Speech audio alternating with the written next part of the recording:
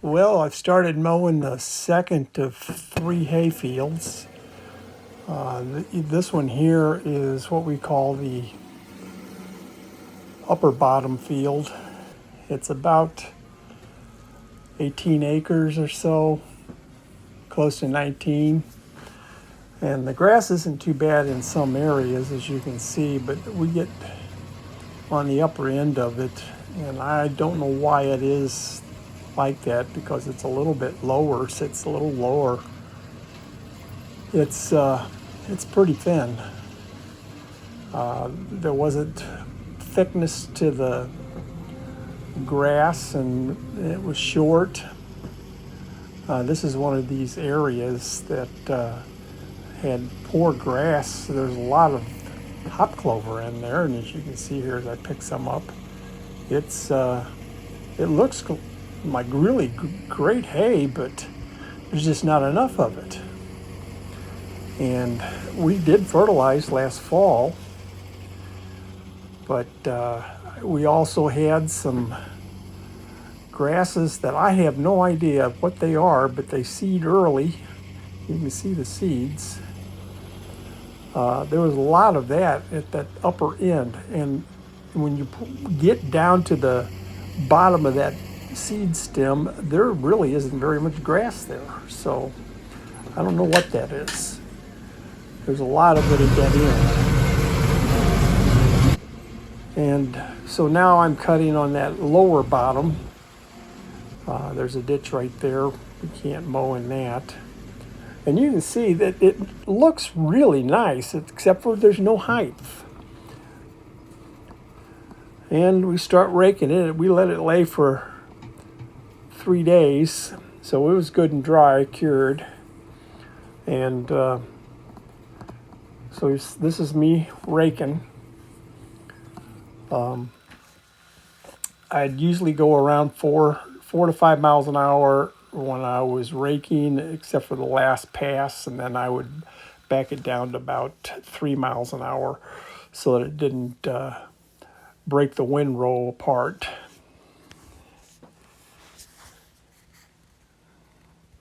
And I slow down on the turns just to make sure I get as much of the hay as I possibly could. I didn't want to leave any behind.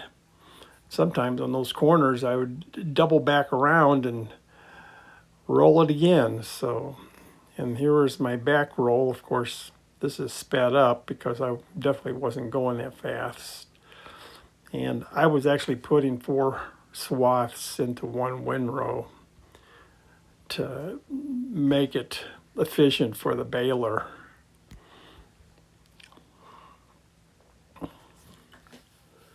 Altogether, it took me about 2 hours on each field. This one's a little bit smaller than the other one, but 2 hours on average for almost 20 acres.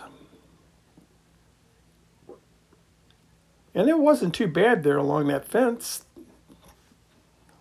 even though it was shaded. And I kind of took this picture here because just as I come up to this area, yep, there was a really nice deer standing there. And it just walked off into the woods. I never did get it on camera. And as you can see, these swaths, they have no height. They're laying flat. The swaths just kind of lay flat on the ground. There's no spacing. There you can see some fluffed up, not too good. You get enough passes together and it does fluff a little bit, but again, this is about half what we see. And as you can see, this is 2.8 miles per hour. That's what I usually run when I do the final swath and roll it into one. And we'll be about finished here just a few more minutes.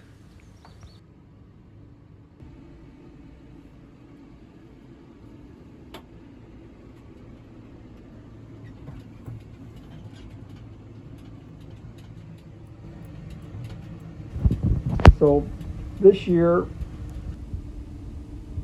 as you can see, I've got the trailer loaded. I'm getting ready to back the tractor up to the hitch. I've got a 3-point bale spear on the back of the tractor that I've mounted a receiver ball on.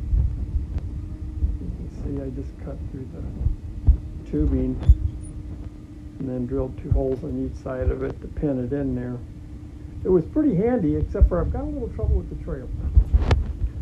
You know, the locking part of the ball assembly is, I guess, worn because it wants to drop down and then you can't latch it and you've got to mess around with it. Normally we would have used a Sport Trac and Diane would have been driving it, but my grandson is using it for the summer, and maybe we'll get his 60 Ford pickup running here pretty soon one of these days and get the Sport Trac back to the farm where it belongs. Latch it down. Use an extra touch there.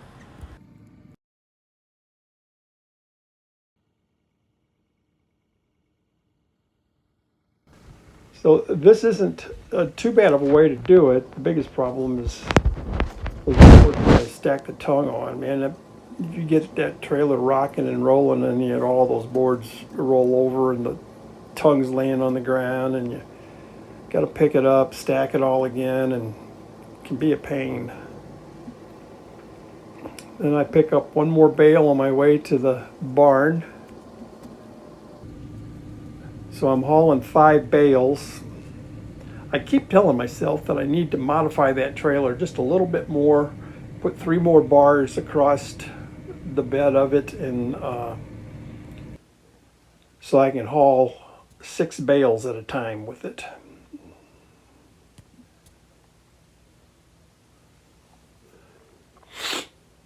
Now this little process here usually doesn't take too long.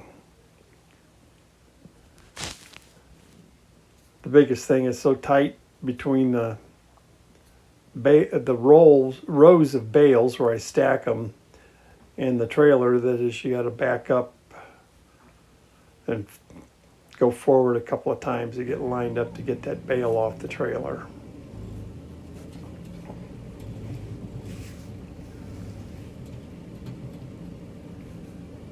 So I pick up a bale, then I drop the trailer, and then I come around and put that bale on the trailer and go get 3 more and finish loading the trailer and repeat the process. I was pretty happy with the way everything went except for the trailer hitch. That was a pain. I had a couple of times I had to mess with it for a good 5-10 minutes before I got that thing to latch down. And it probably wouldn't pop off of there. I mean, there's enough tongue weight that it wouldn't bounce, but I sure hate for it to bounce and then tear something up. So better safe than sorry.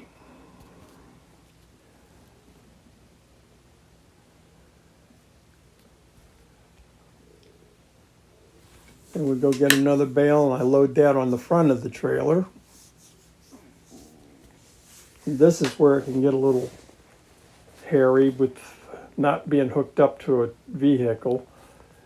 That bale causes the trailer to rock. It'll rock forward or backwards, and the next thing you know, the thing is off the blocks and I'm having to lift it up with the bale forks and get everything repositioned again.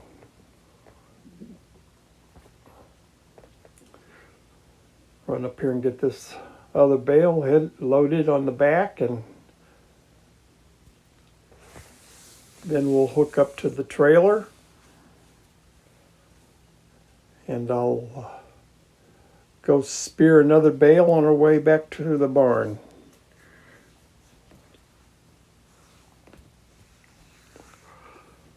So we made 38 bales out of 30 acres this year, which was half of what I was hoping for.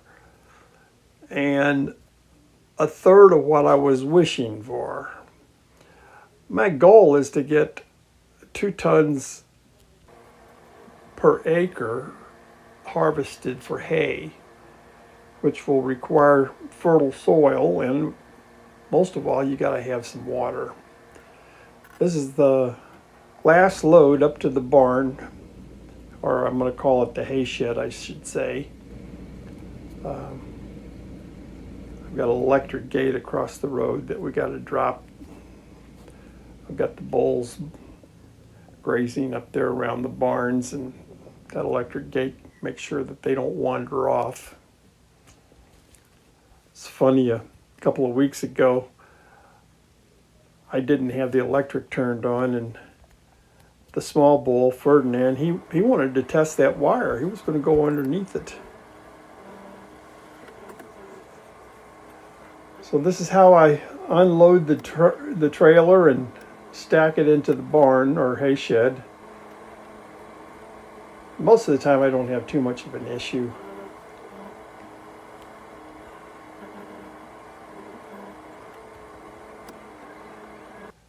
I can get 22 bales in each bay. If the roof line was just a little bit taller, I could probably get 24 in each of them, but as it is, I can't get underneath the eave of the hay shed roof with a bale that's 4 foot tall. Probably could, except for the mast itself becomes a problem. So, and you'll see here shortly how that's an issue.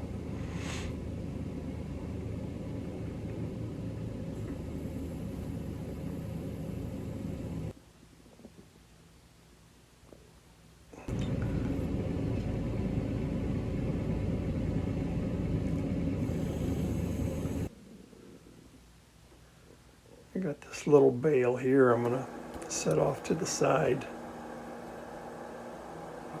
And then we'll stack this one.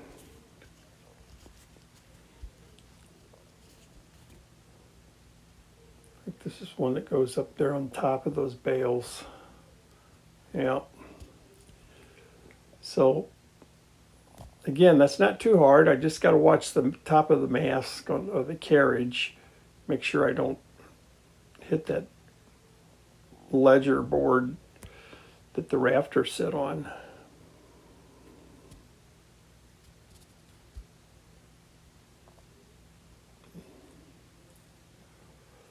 Two more on the trailer.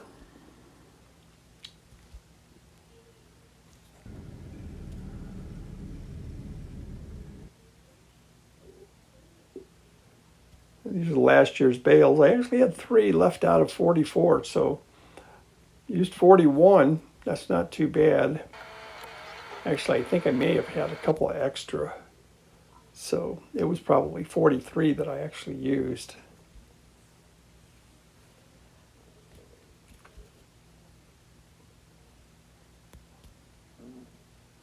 I've fed the horse and the billy goats, male goats, 1 bale since, the end of winter. And they still got a little bit left of it to eat on. So we're doing pretty good on hay usage this spring. You can see here the carriage, I just can't get it up underneath that. And even there, if I'm loaded on the wrong spear, I can't get it up there and get the carriage out from underneath there. So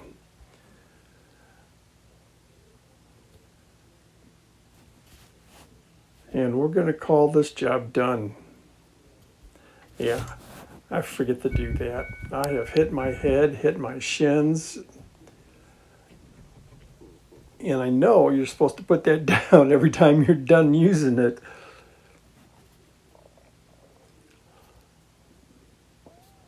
So the 2023 spring baling season is now over with.